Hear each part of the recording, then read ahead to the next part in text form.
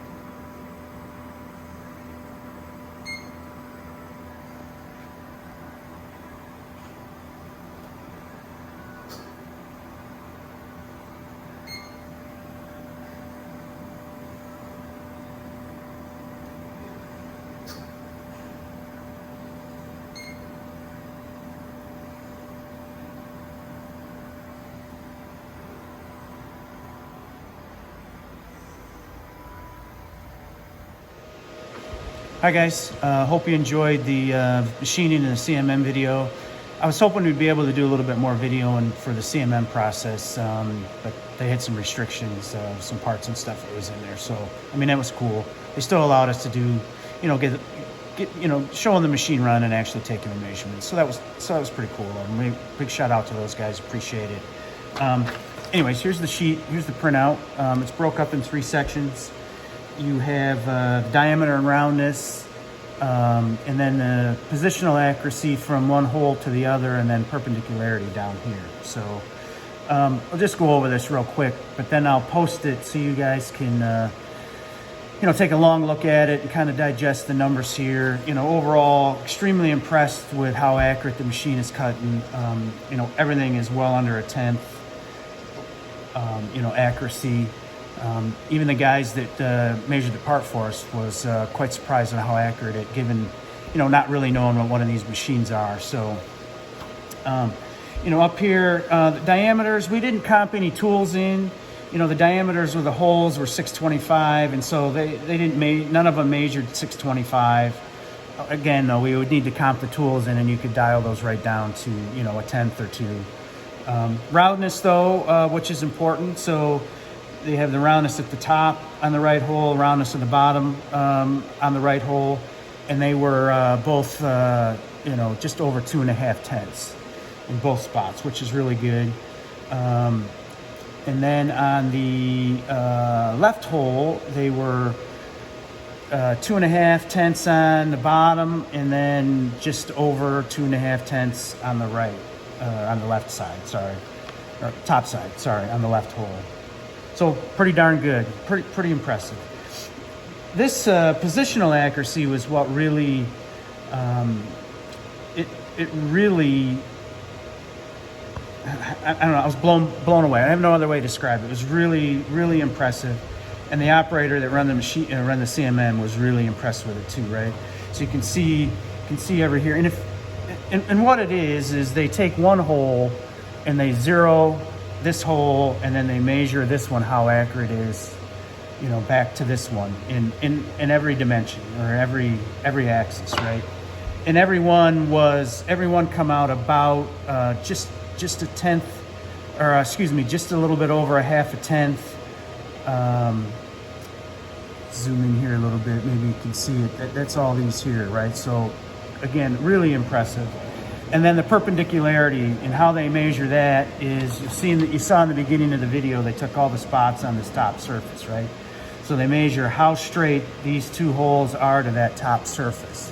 And then it's essentially like a spot at the top and a spot at the bottom with a line drawn through it, and how perpendicular that is. And I had one that was just over a half a tenth, and then the left side was 1.5 tenths in perpendicularity.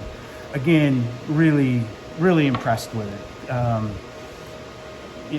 The data's here, it speaks for itself. Like I said, I'll post this at the end as the full screen, so you can stop it and be able to read it and, check it out on your own.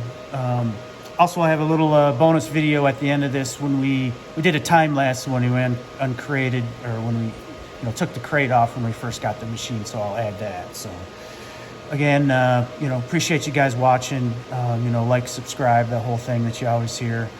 Got several more of these videos planned, so subscribe and stay tuned, and we'll have a handful more of these coming out over the next few weeks. So thanks, and we'll see you in the next one.